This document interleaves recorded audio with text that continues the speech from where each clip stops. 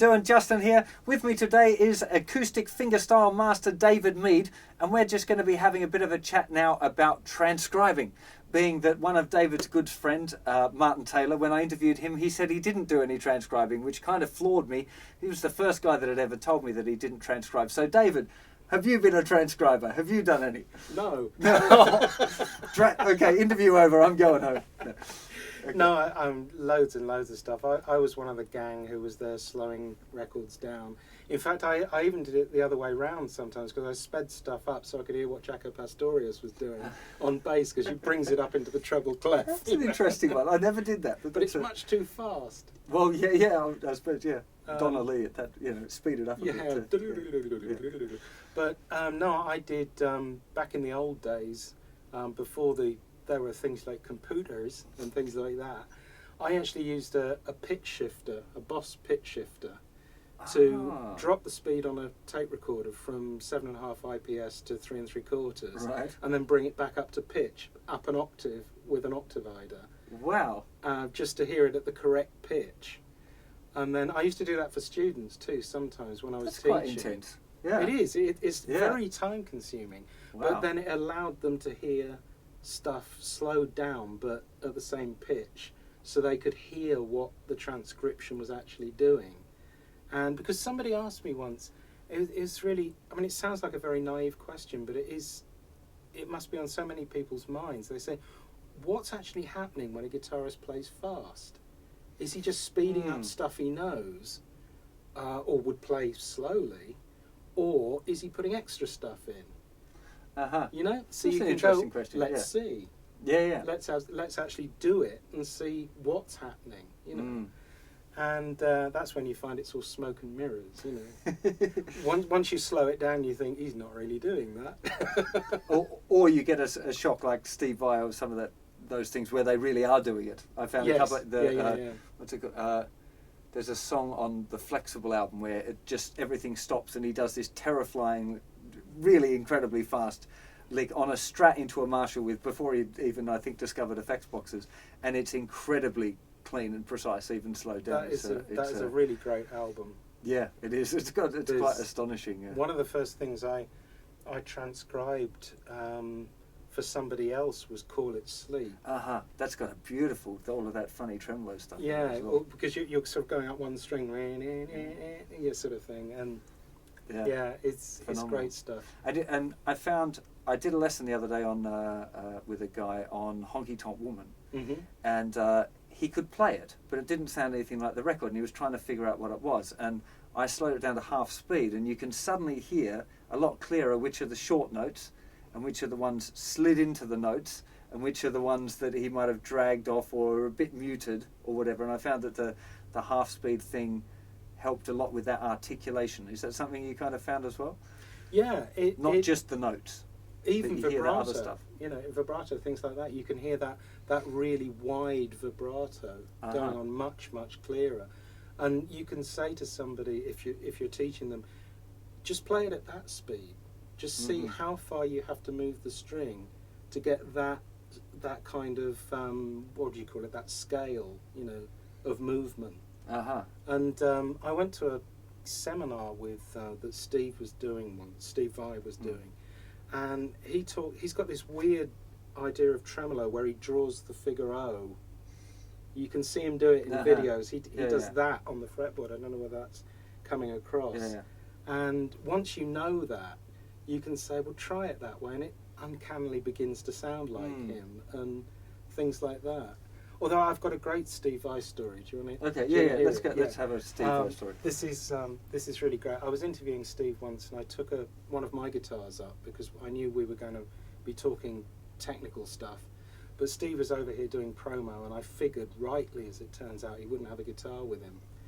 And so I took this blue Charvel guitar I've got up with me with a pointy, beaky headstock, And sure enough, during the interview, he was talking about something he did on stage one night when he was with Whitesnake, which involved looping one string over the other. I can't do it on an acoustic because they're heavy strings, but he put one string over the other, and he hit this sort of artificial harmonic which sort of went off in two directions.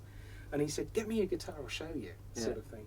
So I gave him my guitar, and he sat there playing it, and it wasn't plugged in, but it sounded like Steve. Now that was my guitar, and he was playing unamplified, just on plain ordinary strings. Yeah. But it was instant Steve Vai, and when he gave it back to me, I sounded like me. Yeah. You know, which is an instant proof that a lot of it is in the touch, the vibrato, the weight of the pick, and everything like that. Absolutely.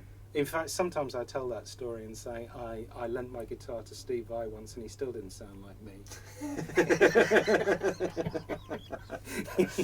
I like that. And it reminds me of the Chet Atkins story. The interviewer said, "Oh, Chet, you know, that after they'd finished, he said, 'Oh man, that guitar sounds absolutely fantastic,' and he just put it on the stool, stood back and said, 'Now how good does it sound?'" That's right, but I've seen that. I know we're getting off topic a little bit, but I've seen that so many times because I went to a sound check once with when Brian May was playing, and that his roadie was on stage. Sorry, guitar tech. They don't like the name roadie, do they? His guitar tech was on stage just testing the Red Special, and sounded like anybody playing any guitar through distortion, maybe Vox AC30 if you really listen. And then he handed it to Brian, and Brian played the first note was every Queen single you've ever heard in your life, and no difference in amp settings, no difference in guitar, but it was just from one player to the other, changed totally. Now, okay, let's bring that back into transcribing, because one of the things that I aim for when I'm transcribing stuff for myself is trying to make myself sound as close to that record, to that person's character as I can. So even though I'm never going to sound like Keith Richards, if I'm doing Honky Tonk Woman, I'm really trying to get it so it is absolutely near as damn it as that, trying to capture exactly what you're talking about, those things that make him his character. Unique. And I think that's...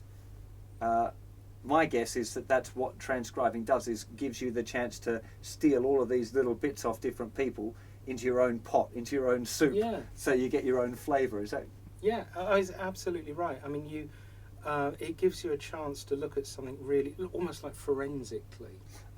You know, you really have to get under it to see what was happening. And sometimes I've been sitting there with transcribe on or something, and you listen to it and you think, you sneaky so-and-so, you know, you suddenly suss what's going on there, you know, that maybe he's changed strings mid-lick but kept the pitch the same, so and you think you've slid off that note into like a unison pitch on another string, and that means that the next bit you play, that it totally explains what you're doing.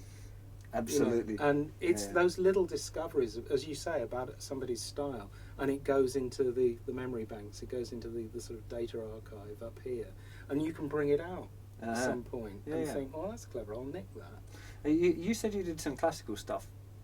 There was when I was studying Saw, there was a whole heap of John Williams performances of the Andrei Segovia Saw studies stuff, and some of them were terrifyingly fast, and I was really struggling, and my teacher pointed out that some of the stuff he'd edited a bit and left out some of the notes to make things playable a lot faster, which I found was kind of a bit shocking, really, that I always assumed that everything was there, but sure enough, when you slowed it down, bits were not quite, you know, there'd be a really fast bass note, one of the notes might just be a bit of a noise as opposed to a good clear note, but in the context of it you'd never notice it, you know. No, I've interviewed John Williams a couple of times, actually. In fact, most recently was we did a Skype interview with John Etheridge and John Williams together, because they play as a duo, you know.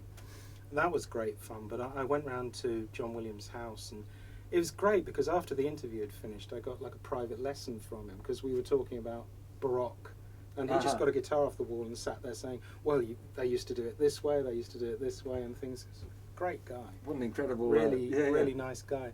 And I've got another John Williams story, which is actually quite on topic as far as transcribing is concerned, because these are the things that, you know, when you're listening to something maybe for a pupil and you're thinking, I don't know how he's doing that, it just doesn't compute, you know, and then you find it was a tuning, or you find it was something odd in there, like Steve Vai when he was playing with Alcatraz, he used a mini guitar tuned up to A on the bass string. So it was standard tuning. Yeah, this is true. I got it from Steve himself. So it was actually tuned like a regular guitar, but the bass string was A. Yeah. And because I was listening to it for a pupil, I think, you can't get that harmonic. Yeah, yeah. It just does. It's not on the guitar. You know, it's like a C sharp. Where is he getting it from? You know. And he said, no, it's a mini guitar. And when you think, oh right, it's tuned to A. Yeah, right. Put the capo on the 5th fret. All of a sudden, you can get those notes. You know. But this was a John Williams masterclass that he did years and years ago. My classical guitar teacher told me this, and I don't know what the piece was, but it relied on a B pedal in the bass all the time. In the bass. In the not recuerdos. No. It was in the bass. It's like everything was off the B sort of thing. And he thought quite logically that in standard tuning you can get that pitch in 2 places. You can get it 2nd fret on the A string, 7th fret on the E string. So he thought, well, that gives me a big clue into where he's fingering this piece. So I know I've got to be there or I've got to be there, sort of thing. And he worked out this piece and he said it was really difficult, really awkward fingering to get the B ringing all the time underneath it. But he did it, he mastered it and got to the master class, and John Williams said, the first thing we're going to do is we're going to retune our A string to B. And Robert, my teacher, said he sat there and you bastard! Because it instantly made the piece easier, as you can imagine, because you've just got an open string with the note on. And that's the kind of thing that if you're transcribing something, that's what I mean when you have to become like a forensic transcriber to suss that. You think, wait a minute, that sounds like an open string. Well, my spidey senses say skullduggery as a foot. Yes, you know? It's interesting. I'm curious as to how young musicians now go, because all of that information is available on the interweb. Yeah. And I find, I must admit, a few times I've checked stuff when if I'm about to transcribe something that's difficult, I'll nip online and have a quick look at anyone who's done a lesson on it or a tab, and just see, and I'll say, oh, it's a funny tuning, bang. Yeah. And then I can start from that point. Whereas I'm not sure if there is a benefit to that struggle. Generally I'm of the opinion that if you work hard for something, it has value, even if you didn't end up using it that much. But when I think back to me learning Stones songs when I was a kid, and I didn't know about Open G for a long time. No, I was playing Brown Sugar and all of those things and Start Me Up, knowing that I never quite got it right. It wasn't right, but it was the best that I could get at the time, and I just thought, well, it's Keith, he does something magical that I can't do. And then I remember working in a band with a different guy who just went, oh, you don't do that, you just tune this. And he did it and played the start of Brown Sugar, and I just went, oh, that's it. And my world changed like this. Now, kids these days don't have to worry about that. They just go online and they watch some video about it and find out what the tuning is straight away, probably learn the whole song, rather than having to go through that. And I'm curious as to see, it's going to be interesting, I think, in 20 years, what's happened. Yeah, I'm worried that in many ways that sort of instinctive side isn't being developed, isn't being nurtured, because tab is so readily available that obviously you're going to go for that resource first, rather than do what you and I used to do, which is get the record and sit there and literally painstakingly going through it, thinking, oh, was that a C or was it a D? Yeah. It was so quick I didn't hear it, sort of thing. Yeah. And trying to nail it.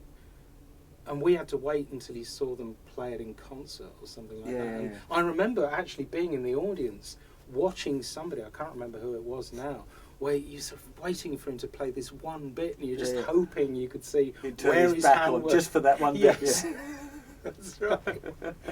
And and so, I mean, interviewing people again, I've asked several things about. I mean, if we're talking about transcribing, I asked Steve Vai about, he transcribed that book that for Zappa stuff. And by coincidence, just before I talked to Steve, I'd interviewed Frank. Oh wow! You met Frank. I didn't meet him. I interviewed him on the phone. I was going to say he's on my little. If I could bring somebody back from the dead list. Oh, we all would. Yeah. We all would. No, I've got a Frank story. We'll save it for tonight. Okay. Yeah. So Steve said, "Oh, you talked to Frank?" And I said, "Yeah, we were talking about your transcriptions." And he said, "What did he say?" And I said, "He said you nailed it." And he said, "Oh, great!" Because that you've seen that book, you've seen those transcriptions. I mean, they are science fiction. But it's creative transcribing though, because I'm not sure anyone was thinking about that. It goes back to our earlier conversation about the thinking versus feeling thing. I'm sure that Frank wasn't going, okay, I'm going to put 17 notes in this beat, 14 in that one, and then I think I'll put 19 and a half on that next. I don't think that was where it was at. But No. But maybe it was, because a lot of that stuff was doubled. I'm not sure.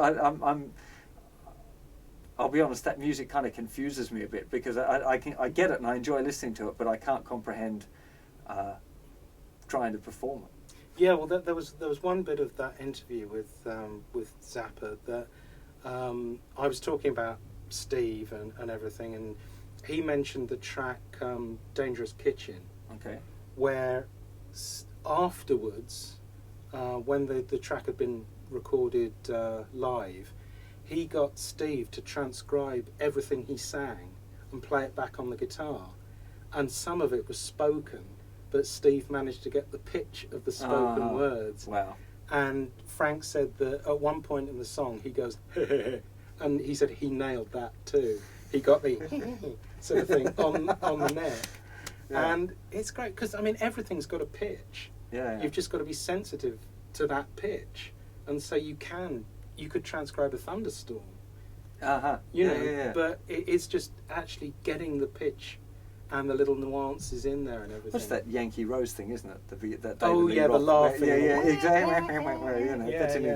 I'm sure we both remember the first time you hear that, you just go, wow, I never would have thought somebody would, make the guitar sound like that. Well, it's funny actually, because there's another track on that. I think it's the first track on side 2. I can't remember the title, where there's a fantastically complex tapping section in the middle of one of Steve's solos. In the middle, or at the intro, not Shy Boy. No. It's it might be. I can't remember. Elephant Gun's got a tapping solo in it.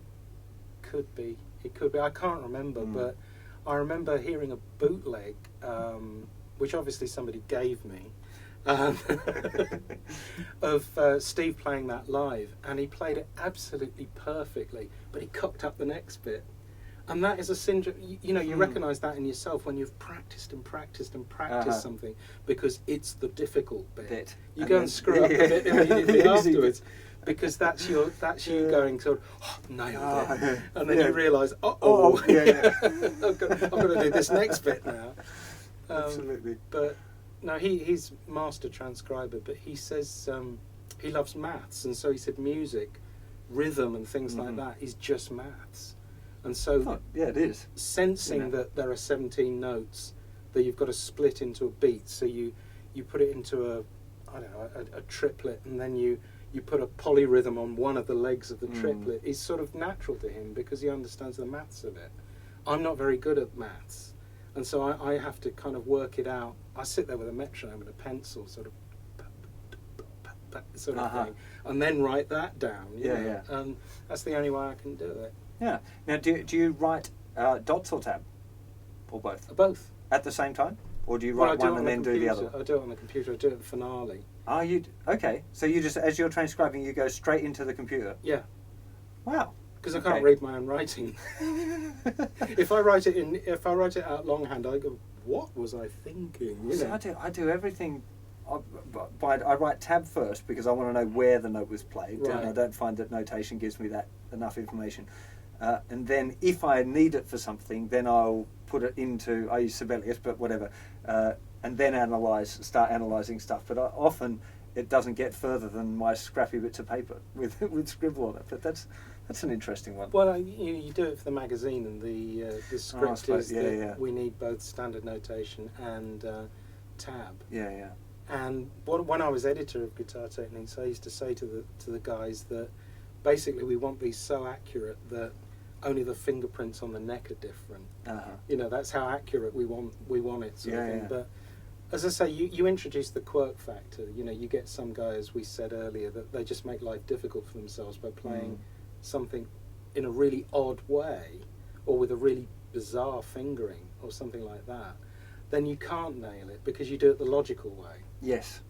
And then at least you've got the satisfaction of knowing that you've given a logical way of playing that particular piece, even though the guy himself might play it in a very illogical way. Yeah. So, I found it with Larry Carlton, I prefer alternate picking to economy picking. Yeah, Larry does a lot of economy stuff. And I transcribed 335, and there was a few really difficult fast runs that I'd kind of worked out what I thought it was, and I got to play with Larry, and I asked him about that. I said, "Oh, this lick, how do you do it?" And he went, "No, it's here," and he moved it up, and straight away it looked really easy because he was using all of this economy stuff, which I wouldn't have been able to do, and wouldn't have. I thought he was an alternate guy. His playing, he doesn't sound like a sweeper to me, but yeah. Well, it's only, well, as you say, it's having the luxury of meeting these guys when you actually realise that they are doing something which is maybe not what you suspected.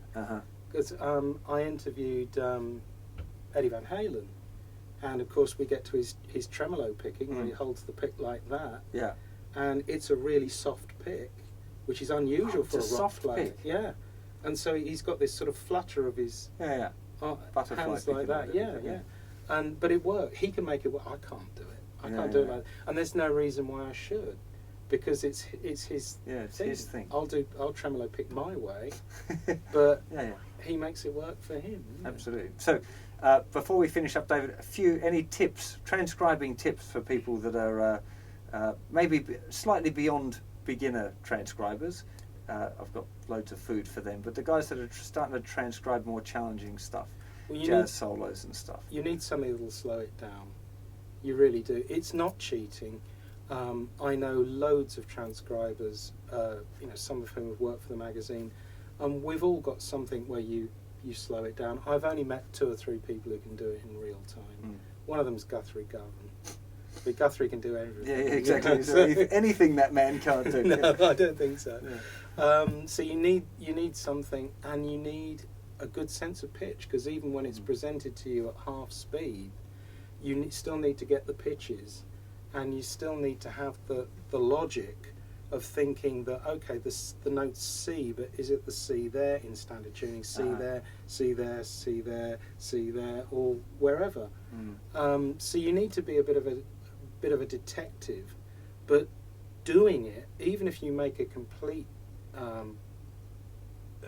complete cock up of it to begin with, you need to make mistakes to begin to start doing it properly. You need to turn out something which isn't anywhere near what you've been listening to before you can learn that you need to get better, so that you can. And it's just a question of listening.